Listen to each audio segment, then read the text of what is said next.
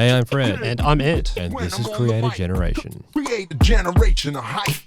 So YouTube is a very personal platform. It's got some really great creators and some really great content and some really, really engaged fans.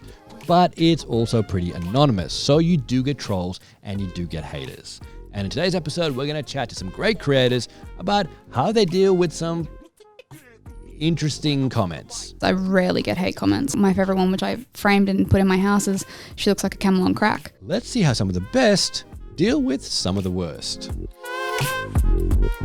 To be honest, I don't think it matters what kind of content you do or what you look like. You're gonna get trolls. So, sure. And how do you deal with the trolls? Just don't read the comments. What about early on, like when all this amazing knowledge you have of how the world is when you first started? Oh, what about then? confronting, horrible, hated it, very exposing. Did not deal with it well at the beginning at all. I think like all three of us, when our first video went viral, dealt with it quite differently. And I was I felt very like confronted by the whole fact that people were commenting on us and didn't know us. You know, I had a private like Instagram. I was the last one of my friends to get Facebook. Like social media, I was not like up with it and like into it when it first sort of started. And so for me, I like had to wrap my head around the fact that this is a thing and that's kind of what happened.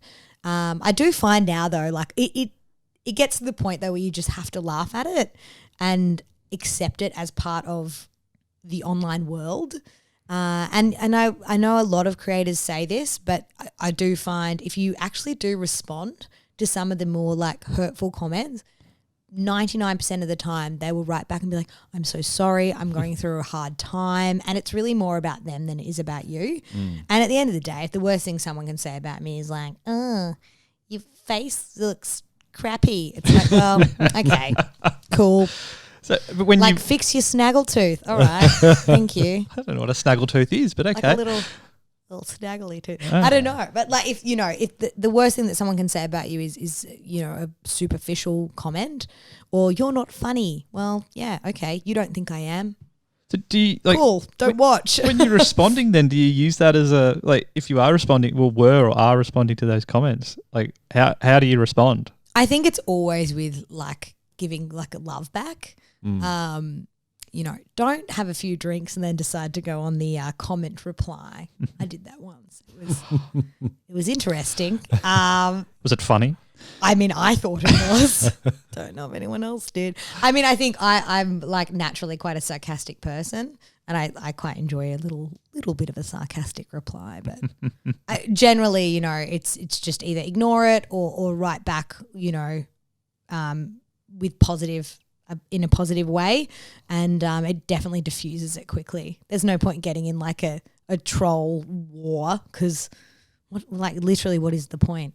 You're either going to make them feel worse about themselves or they're going to make you more fired up and angry, and there's just like, who has time for that? Yeah, definitely don't take on what the negative comments say, because at the end of the day, if they're there, you don't need them. They're not serving you. They're not being great. Just focus on the positive. You will have a lot of support from your audience. Break into it slowly as well. I mean, you might do a couple of sections here and there where you present yourself, and it gets easier every time. You're going to be so nervous to begin with, but I promise you it is worth it as well. A bit of advice is like to not tune in to what the audience, the negativity of the audience. Early on, you can kind of take their feedback on board a bit too much. So I would avoid reading the comments too much. I'm not going to repeat some of the comments here, but if they were really vile, I'll just delete them. I'm like, no one needs to see your crap. So, yeah. And so I was going through every couple of hours hundreds of comments. And I would say more than half of them were nasty comments. Yeah. And I was just like, oh my God. So I dealt with a lot of that, and I was trying to shield Hayley. And then at the end, she kind of, helped out a bit when she got used to it. Yeah. Because I was going for a few weeks. It is a bit shocking. And like I remember going through this and Kat saying, I'm trying to like protect you a little bit. And I'm like, oh, she's such a sweetheart. Because I remember when I first started seeing them, I was like, oh, this guy's just an asshole. Like, these people have got problems. Who leaves a comment like that on a YouTube video?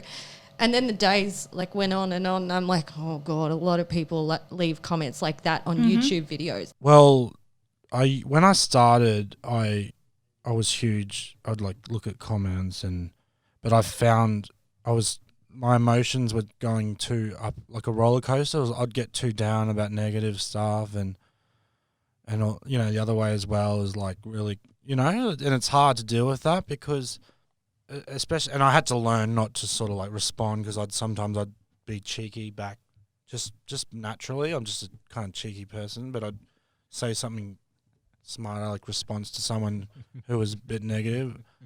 And How did that go? well, like and then some people loved it. They're like, oh, you know, and then they'd tag a mate and go, oh, look at this epic burn or whatever. People, but I didn't even want that. I wasn't like trying to get infamy from that. I was just naturally cheeky. But then I realized that like also that sometimes they want to rise out of you too, and that'll keep more people doing it. And now I try really hard not to, and sometimes I don't even look because I'm a bit worried about negativity. But I just realized like, because when I would say smart aleck comment, I wasn't trying to like be rude, or I'd just be like, someone say something negative, and because the videos were free, I'd be a smart aleck comment. I'd say, oh, send me a message and I'll give you a refund. Because I've heard that before where people say, you're complaining about a free video, you know? And you've probably seen over the years what I'm talking about, those type of comment. Yeah. You know, the classic one is, because, you know, they're pretty quick. They're like 2 or 3 minutes. People are like, well, there's 2 minutes of my life I won't be getting back. And like, so I'm not saying I've thought of this myself. I stole it from somewhere, but I saw someone comment saying, like, that's not how time works. You know, you don't get 2 minutes back. But it's just it's that classic thing of like negative people speak loudly to try and, because it's like, I know what I do is a bit odd and weird, so I don't expect everyone to get it or enjoy it, and that's fine. Like, not everything is made for everyone. You look at like pop stars and that, how much grief they get. I'm so lucky. Like, I've got a really supportive community, which like I'm so lucky to have, and they're like 80% or 90%. They always send me love, which is so uplifting for me. Being a content creator, especially like after I had a baby, like you're like hormonal. Like, you think about things that you don't even think about before, right? And in the beauty space, like everything's based on looks, right? So when I started gaining weight, I was really pregnant. They were like, your remedies aren't working on you. Why are you gaining weight? You look a bit chubby there. Ooh. In my brain, I was like, should I tell him I'm pregnant or should I just wait? But I did. I think I announced it at like 6 months. But to be honest, I think personally, I've become really strong with hate. And I will get it time to time. And sometimes it's positive criticism, which is great. I actually really appreciate that sort of stuff and I learn from it. But if it's just something like attacking me for no reason, I don't even care anymore, because they can't affect the way I feel. And if I let it affect the way I feel, then I'm going to be stuck in this negative mind space. And I've noticed in the past, like if I think too much about it, my creative juices like stop flowing. I actually just forget what I'm meant to film that day or forget what I'm meant to do. And it just becomes like a negative, toxic mindset, I think, to work with. It is definitely what it is. Like, there will always be people who will not see past the head cover. They just get stuck at that. And there's always been racism, which is quite common, I think, for Muslim girls like me. There isn't that many online. And I think a lot of them are scared because you will get the judgment. And even me, like, I think a lot of people, when they see me for the first time, instead of seeing me for like my knowledge or seeing me for the goodness in me, they'll just be stuck at what I'm wearing, which is my scarf. And I think it's really sad sometimes, like being online when you get attacked for your religion, because it's so personal and it's no one's business, right? And it's like, it shouldn't affect the way people see you because it's like something you believe in. But unfortunately, it's a part of it. But if we get back to kind of what you're saying, you've heard from other creators that they can't deal with the comments and everything. Imagine putting 10, 15, 20 hours into a video only to read the comments. They're like, this is stupid and your face is ugly and you suck. Or, I mean, you just don't know, right? People online can be the worst. And so I think that the fact that we get instantaneous feedback and possibly feedback we don't even want or don't even need in our life, or people who just are angry at themselves and people around them, and so they lash out online because it's anonymous and it's much easier. That makes us more susceptible to burnout and to mental health issues, because not everyone, like imagine if you work in corporate America and you go to turn in this report to your boss because they just wanted to see how the stats are going, and somebody out of a closet's like, you suck, this is stupid. Like, we don't get feedback like that in regular life, but we do online.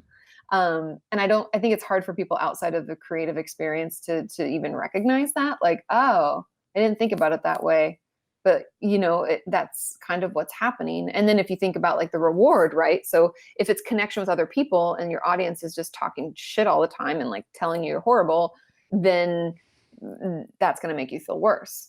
And that takes that reward away. And then think about analytics and, oh, my watch time is down, or it didn't get as many views, or my subscribers aren't growing. Like that reward is ever changing, and the effort only grows because we're running businesses and we're maybe writing books, or we're speaking, or we're doing all these other things.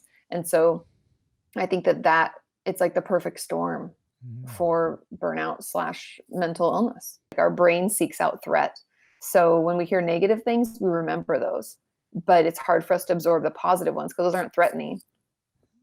It's not, important that our mind soaks that in and remembers. And so if you have a negative comment, I'd encourage any of you out there that are dealing with that to read 5 positive ones, because we know that about 5 to 7, sometimes it'll take 7, to negate that one negative.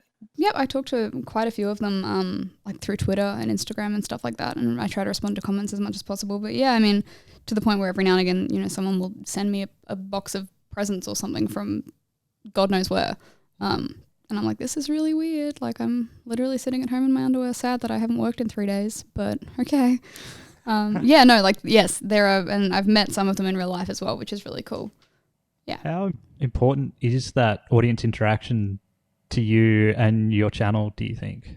Oh, well, I think it's pretty important. I mean, I'm spending, X many hours a week or a day to kind of make this content and to get not get anything back from it, but just to feel like I'm shouting into the void, which I still do sometimes anyway.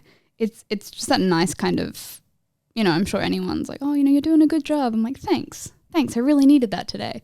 Even if, the video is trash and they're still like, this is great. I'm like, thank you. I really needed that. I mean, we talked about that positivity that comes from your audience. Is there ever like a negative element that you see around the place? That's one thing I've been really, really lucky and fortunate to have, is I rarely get hate comments. I mean, the only hate comments I ever really seemed to get were on my short films, and that was, my favorite one, which I framed and put in my house, is she looks like a camel on crack. That's probably one of the best things. Yeah, I don't know. I was 20. Tierra Ford merch could go straight on the crack. I don't know where it came from, but I framed it and I put it in my house. And every now and again, when it pops up on like my Facebook feed, it's like my memories. All my friends share it, and we have a good laugh about it, because that was probably the first negative comment I ever got. And I was just very confused. But yeah, I mean, every now and again you'll get I can't believe you didn't like this book. That's so upsetting. But I'd never, some of the you see some of the hate comments creators get that's just awful. And I'm really lucky not to get that. I was just going to say, a lot of the South African videos that we put together, we had a really great time there. We had a guide with us the whole time, so we felt quite safe, and we understand South Africa can have its dangerous parts and stuff. But the comment sections of those videos are just insane. Like if you go and read some of the comments in there, it's pretty full on. It's out of control, and it's unreasonable stuff. People are like, you're lucky you didn't get you were with a guide. If you weren't with a guide, you would have gotten raped, you dumb bitch. And it's like, Yeah. well, I was with a guide. So Yeah. are you suggesting that I tell people to go over there and not go with a guide? Is that not the right thing to do? Like, Yeah.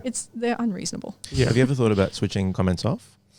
Well, yeah, I did think about it Yeah. for that video just because it was upsetting at the time. But it happens so often now that it just water off the duck's back. Yeah, it's also not really about you. Yeah.